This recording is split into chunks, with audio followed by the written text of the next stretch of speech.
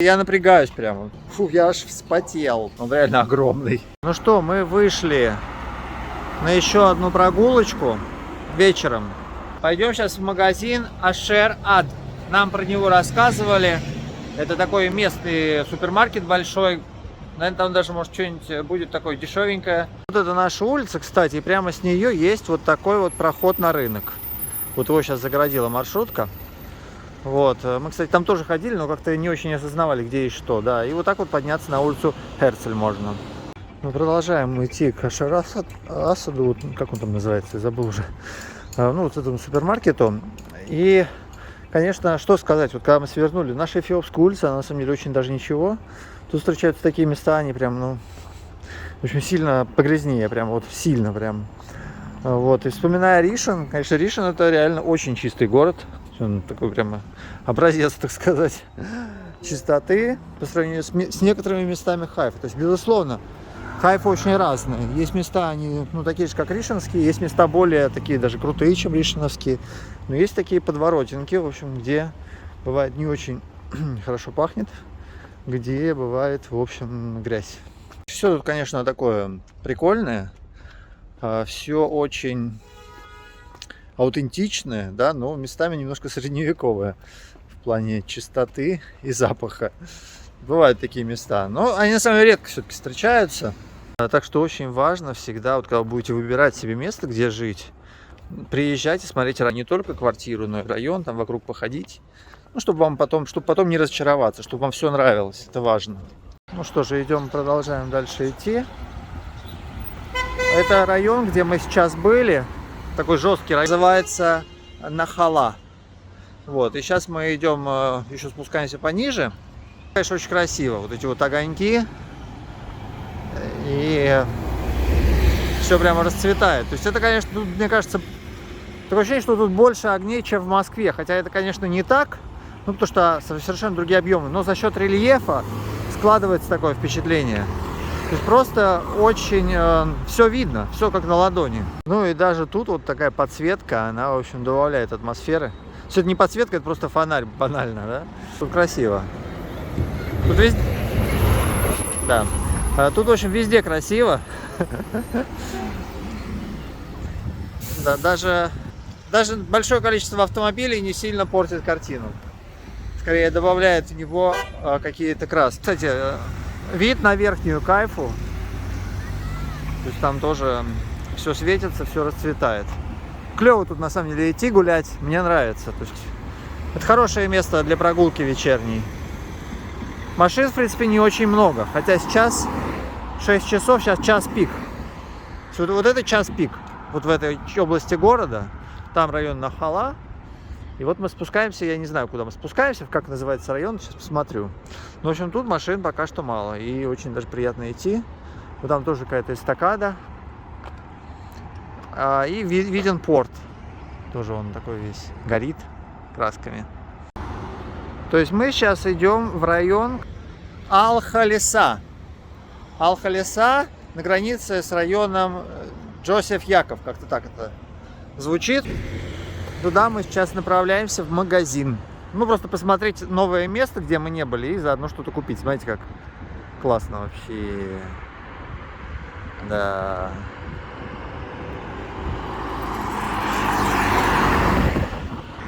Вся Хайфа как на ладони. Ну, по крайней мере, нижняя ее часть. Ну и верхняя на самом деле. Прям красиво тут. Вот какая она Хайфа, да? Еще один взгляд на Хайфу. Это, конечно, очень разный город. Чего тут только нет. Там какая-то полицейская машина. Очень разный и очень красивый. Вот так выглядит вечер в Хайфе. Люди едут домой. Тут хорошее место для паркура. Как в Assassin's Creed. Прям хочется прыгнуть на крышку. Но мы как бы не практикуем паркур, мы его только смотрим. Вот эта вот подворотенка, по ней было прям страшно идти немножко. То есть такое хорошее место. И все-таки вот таких мест в Ришене мы не видели. То есть вот за все время, пока я был в Ришене, мне ни разу не было стрёмно, я ни разу, грубо говоря, не сжимал кулаки и не готовился к драке. То есть когда ты идешь где-нибудь, А тут вот бывают места, где я напрягаюсь прямо в Хайфе. То есть ты идешь в какой-нибудь такой подворотне жесткой и такой так, ну, так разминаешь руки, грубо говоря, потому что сейчас, может, придется защищать свою жизнь. А что это такое там? Ой, ничего себе! Привет! Кто в мусорке сидел? О! Пришли мы вот оттуда, и нам теперь вот надо вот сюда идти. В магазин в этот немножко как-то не хочется. Ну ладно. Все-таки мы в Израиле, а не в мытищах. Рисканем. Черная кошка. Люблю черных кошек. Красивая такая. Ну вот продолжаем. То есть мы вот спустились вот оттуда и, в общем, продолжаем спуск. Не, вообще тут более-менее. Вот там было страшновато. Просто это связано еще с тем, что мы тут реально видели уже каких-то. Нам уже тоже пытались продать какие-то там, в общем-то, на нашей улице. Так что, в общем, да, надо быть аккуратным. Просто аккуратным. Желательно, когда темно, уже не ходить никуда. Но мы сегодня, потому что по работе не мог отойти. И только вечером мы смогли выбраться. Ну, тут уже такие места более приятные. Нам осталось перейти дорогу. И вот он магазин. Ура! Вот мы подошли к этому магазинчику. Точнее, к магазинищу, наверное. Я на самом деле понимаю сейчас, вот уже немножко в Хайфе мы тут 5 дней, что ли, 6. Понимаю, почему. Я читал такие комментарии, что, мол, люди пишут, вот, я приехал в Хайфу и офигел. Мне так не понравилось, там так грязно, так плохо и все такое. На самом деле все очень просто. Как бы Хайфа очень большая, разная. И если человек поселился тут в каком-то неудачном квартале, а так обычно бывает, если люди ведь ищут что-то самое-самое дешевое, они куда-нибудь приезжают, случайно куда-нибудь попадают, как мы в Риши не попали. И это может очень сильно испортить впечатление в целом о городе. Вот, место, в котором ты именно живешь. Вот наша, например, улица Хихалуц, она классная, на самом деле, по сравнению с многими другими, она реально хорошая. Вот, и мне там нормально. То есть, ну, по ночам, наверное, там лучше не разгуливать слишком много, но в целом, как бы там безопасно, хорошо, чисто даже.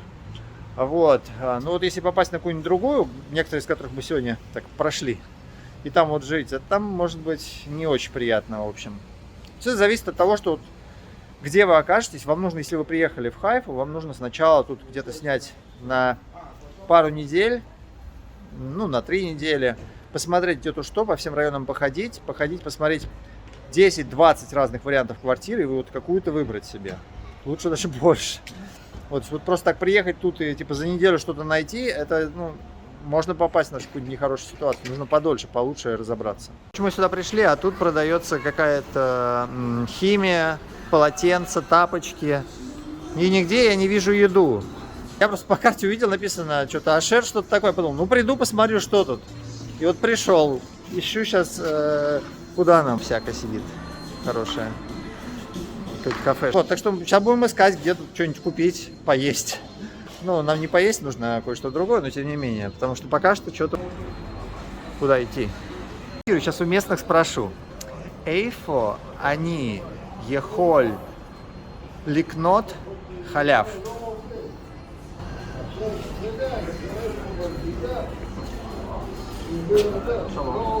Эйфо они... Эйфо они ехоль ликнот халяв.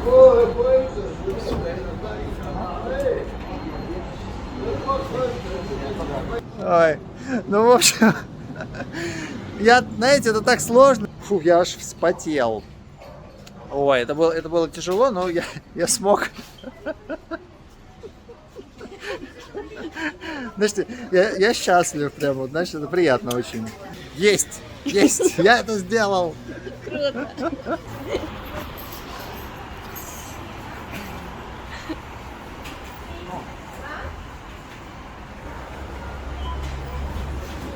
Ничего себе.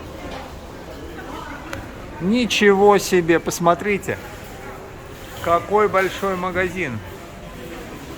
Офигеть. Этот магазин, он, мне кажется, больше какого-нибудь нашего Ашана, в общем. Он реально огромный.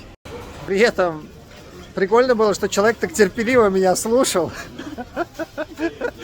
мои страдания, так сказать, в иврите. Но терпеливо слушал и, в общем, помог. В любом супермаркете есть большая секция с орехами. Вот, и мы уже попробовали некоторые из них. В частности, мы попробовали вот эти орехи. Вот эти вот. Вот эти очень соленые. Соленые. Вот эти такие послаще, простенькие, такие пресноватые немножко. А вот эти сладенькие мне понравились очень. Цены тут, кстати, хорошие. В общем, дорогие бананы за 5 €. Они зеленые, но можно их положить, и они у вас через неделю станут желтыми. То есть вот мандарины за 5 €. В общем, хорошие цены тут, кстати, в этом большом магазине. Ну, потому что он большой. Соответственно, он может поставить такие цены. Капуста, кстати, тут подороже, чем у нас была. 4,90. Качан такой капусты еще дома лежит. Мы его еще не доели. У нас было 2 с рынка, и вот 1 остался. Сегодня будем как раз есть. Помидоры за 5 €, кстати. Все, это самые дешевые пока помидоры, которые мы видели. Сливы за 10 это очень дешево. Ну, то есть, даже в нашем суперском магазине там они были типа 11-12 по акции, а тут за 10. Тут, в общем, есть некоторые товары, которые сильно прям дешевле. Вот столько стоят яблоки. Ну, яблоки стоят обычно, как обычно в целом, так, 10. Тут надо все взвешивать, сейчас мы попробуем. Вот кладем, мы решили взять 1 помидор. Выбираем овощи. Блин, давай обратно. Давай, овощи, ищи помидор. Я не вижу ничего, сам ищи. Теперь ищем помидор тут. А вот они. Вот это, наверное, они. Да, 5 €. Чпык. И вот у нас такая штучка появилась, ура. Есть, кстати, и подешевле яблочки по 6 €. Ну, по 7, в общем. И, кстати, вот это классные, мне кажется. Они должны быть очень сладкие. Шикарные яблоки. Я бы такие взял. Магазин такой большой, что я уже успел потерять штукенцию. Я не знаю, где она, куда она делась. Куда она, блин, делась. А вот она убежала куда-то от меня. Куда убежала? Я там пробовала чернослив. Тут тыквы, лук. В общем, нормальные цены, хорошие. Вот заморозка мяса. В общем, в больших количествах, на любой вкус. А это не заморозка, это охлажденная. Это не заморозка даже, да? Да, это хорошо, это охлажденная. То есть вот заморозка идет по центру. Вот тут. Ну и вот тут мы сейчас что-нибудь посмотрим, сколько стоит курица. Да. Типа вот такого фарша нам давали в продуктовом наборе за 20 шекелей. И вот он стоит тут сколько. Это, наверное, цена за килограмм, как я понимаю. Наверное. Я точно сказать не могу. Тут вот всякие крылышки, собственно. И вот сколько они стоят. Ну вот, кто владеет ивритом больше, чем мы, напишите нам, как оно. Вот сыр. Сыр дешевле, чем в нашем вот этом май-маркете, где мы ходим. Ну вот мы такой брали по акции наш за 10, за 300 грамм, а тут 17 за, ну, наверное, 200, да. Как тебе такой, Илон Маск? 6 пачек пасты, а? Да, я понимаю, акция. Вот это серьезно. Ну, а штукенция выбирает свои принадлежности женские. Хотел взять себе маленькую тележечку, вот такую маленькую. Но не нашел, где маленький, пришлось взять такую, блин, хрень. Просто потому что холодно тащить в руках, вот эти штуки холодно таскать в руках. Очень вкусная халва тут. Она, знаете, более воздушная. Наша халва, она более сухая, а тут она как будто взбита, как взбитые сливки. В итоге такой больше влезет. Супермаркет продуктовый как бы считается, но тут лежат ноутбуки, продаются маленькие. Вот такие. Вот, смотрите. Вот, как его открыть. Вот такие вот ноутбуки тут продаются по 1000 шекелей, что в принципе, ну, недорого, учитывая, что стоят они, ну, что там 10 стоит. Такие, ну, ноутбуки, планшеты. В общем, как это работает? Берем вот эту штучку, вводим свой Тауdat Зиут, это вот номер документа основного, сканируем штрих-код вот этот вот, и вы можете потом сэкономить себе время на кассе. То есть вам не надо будет стоять в большой очереди со всеми, вы сможете просто в обособленной кассе быстренько самообслужиться. Скидок от этого никаких нет, просто не нужно ждать. Штукенция взяла прокладок на 500 рублей, 4 пачки, потому что тут меньше не продавалось.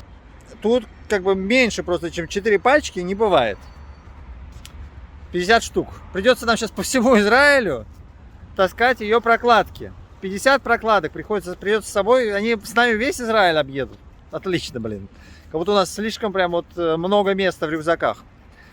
Что было в этом магазине? Вот он, такой красивый. Вон он.